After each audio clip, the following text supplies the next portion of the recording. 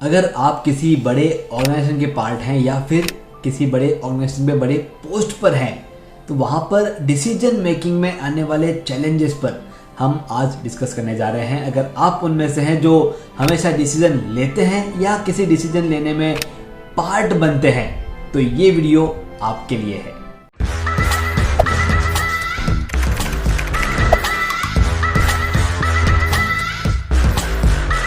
Hello दोस्तों, मैं आपका टाइम मैनेजमेंट लाइफ कोच अखिल बाहेती।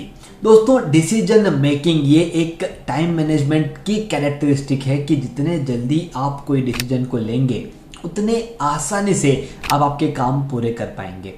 आज हमारा फोकस है ऑर्गेनाइजेशनल बिहेवियर में डिसीजन मेकिंग को हम सुधारने की कोशिश कर रहे हैं या हमारे टिप्स के जरिए और उन्हें बेहतरीन बनाने का हम प्रयास करने जा रहे हैं। आपने देखा होगा, जब भी कोई डिसीजन लेने की बारी आती है और जब भी कोई बड़ी पोस्ट पे इंसान जब डिसीजन लेता है, वो हमेशा एक प्रेशर के साथ आगे चलता है कि यार कहीं इस डिसीजन में कुछ गलती अगर हो जाती है तो पूरे के पूरे ऑर्गेनाइजेशन को उसमें सफ़र होना पड़ता है या पूरे का पूरा ऑर्गेनाइजेशन उसमें आगे बढ़ जाता है।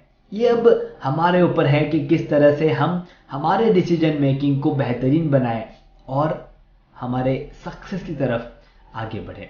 तो इस पूरे वीडियो में हम उन चैलेंजेस के साथ साथ कैसे क्या बदलाव हमें लाने होंगे उन पर भी हम बातचीत करने जा रहे हैं। सबसे पहले डिसीजन मेकिंग क्या है, किस तरह से डिसीजन मेकिंग होना चाहिए, उसके ऊपर बात करते हैं। जब भी कोई डिसीजन हम लेते हैं, बहुत बार हमारे इंटेलेक्चुअल कनेक्शन के साथ लेते हैं कि जितनी हमारी सोच है, जितनी हमारी समझ है, वो हम ले लेते हैं। अगर आप इंडिविजुअल काम कर रहे हैं तो डेफिनेटली आप ये कर सकते हैं, लेकिन being a part of organisation आपके डिसीजन के साथ साथ बहुत सारी चीज़ें जुड़ी हुई रहती है। इसलिए जितना हो सके, मैं नहीं कहूँगा कि आप सभी से बातचीत करते हुए डिसीजन लें, लेकिन आप डिसाइड करें कि इन 3 लोगों की, इन 4 लोगों की, इन 5 लोगों की राय जरूरी है, उनका डिसीजन जरूरी नहीं है। आप डिस्कस करते हैं क्योंकि आपका डिसीजन आपके परफॉर्मेंस के ऊपर, आपके कल्चर के ऊपर, किस तरह से आप वो डिसीजन लेते हैं, उसके इफेक्टिव इम्प्लीमेंटेशन के ऊपर डिपेंड रहता है। इसलिए आप डिसाइड कीजिए कि बस इन 3 जनों की हम राय लेंगे, उनका जो इनपुट है वो सुन लेंगे। अच्छा, आपका ये कहना है, ओके डन, आपका ये कहना है, ओके डन, और फिर उस इनपुट के तौर पर उसे इकट्ठा करके जो भी उससे आपको अंडरस्टैंडिंग होती है, उस तौर पे आप उस डिसीजन को लेने में आगे बढ़ते हैं। अब यहाँ पर क्या होता है, बहुत बार हम राय नहीं लेते या हम बहुत ज़्यादा जनों की राय लेने की कोशिश करते हैं, जिस चक्कर में डिसीजन पेंडिंग पड़ते हैं। तो जब डिसीजन पेंडिंग पड़ना शुरू हो जाता है तो जो उसका इफेक्ट आना था वो नहीं होता, और इवेंचुअली जो लीडर है, जो डिसीजन लेने की कोशिश करता है, उसके ऊपर एक दाग लगना शुरू हो जाता है कि यार ये डिसीजन नहीं ले सकते, और जो ऑर्गेनाइजेशन है वो उसके साथ में अफेक्ट करते हैं।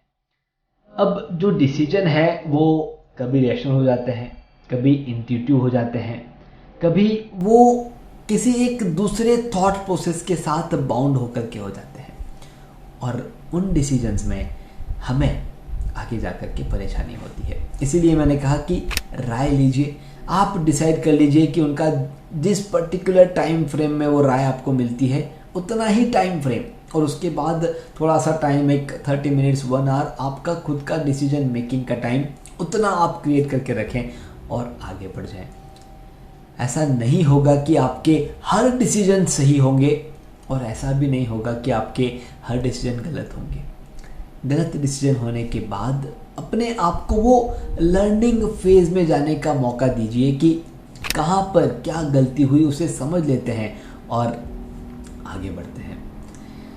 अगर हम बात करें कि कौन कौन से ऐसे फैक्टर्स हैं जो हमारे डिसीजन मेकिंग को अफेक्ट करते हैं, उसके बाद हम बनाएंगे स्ट्रेटेजीज कि इन स्ट्रेटेजीज के हिसाब से हमारे डिसीजन मेकिंग हो सकती है।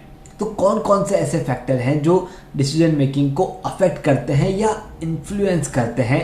तो मेरे हिसाब से सबसे पहला फैक्टर है आपका ग्रुपिज्म।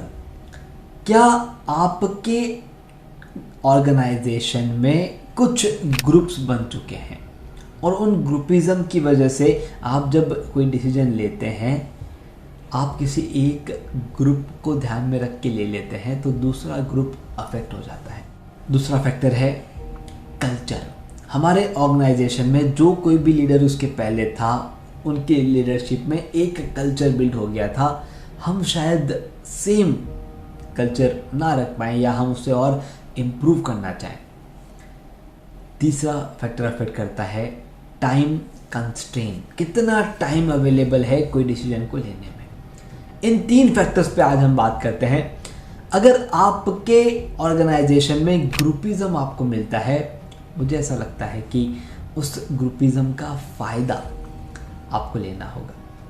आपको ऐसा कुछ करना होगा जिससे भले ही वो ग्रुप्स में काम करें, लेकिन एक डायरेक्टली और इनडायरेक्टली उन ग्रुप्स के बीच में कुछ एक चैलेंजेस शुरू हो जाए।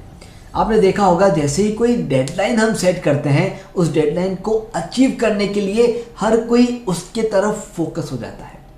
लेकिन जब हम कोई डेडलाइन सेट नहीं करते, इवेंचुअली हम खुद ही अपने आप को उस फोकस में नहीं रख पाते। हम सिर्फ और सिर्फ परेशानियां सुनते हैं। एग्जाम्पल लेते हैं। फॉर एग्जाम्पल, आप ट्रैक पे कहीं आगे जा रहे हैं, आप ट्रैकिंग कर रहे हैं। ट्रैकिंग करते वक्त आपके पैर दुखना शुरू हो गए। अब मालूम है आपको कि आधा रास्ता और आपको अचीव करना है, आगे बढ़ना है, लेकिन आपके पैर दुखना शुरू हो गए हैं। अब आप क्या करेंगे? अब आप अगर इसी थॉट प्रोसेस को कंटिन्यू करते हैं कि अब मेरे पैर दुख रहे हैं, अब मैं आगे नहीं बढ़ सकता, मैं थक चुका हूँ, बस हो गया। अगर इसी थॉट प्रोसेस से आप आगे बढ़ रहे हैं तो क्या होगा? आप थक जाएंगे, बहुत रोते गिरते आप उस ट्रैक को पूरा करेंगे। और वहीं पर आपके साथ में कोई है जो आपको कहता है कि यार चल थोड़ी सी दूर और जाना है, फिर आगे जाके रेस्ट ही करना है, चल चल चल चल कर सकते हैं, हो सकता है।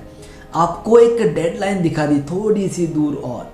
उसी तरह से आपके ऑर्गेनाइजेशन में आप अगर एक डेडलाइन सेट कर लेते हैं कि ओके इस डेडलाइन तक ये चीज़ अचीव करनी है, और अगर उस चीज़ को अचीव करने के लिए सब जन उसकी तरफ देखना शुरू कर देते हैं, भले ही वो ग्रुपिज्म में हो, भले ही वो 2 ग्रुप के बीच में हो, लेकिन सबका फोकस उस डेडलाइन को अचीव करने का हो जाता है, इवेंचुअली आप उस ग्रुपिज्म के बीच में एक अच्छी ग्रोथ देखते हैं।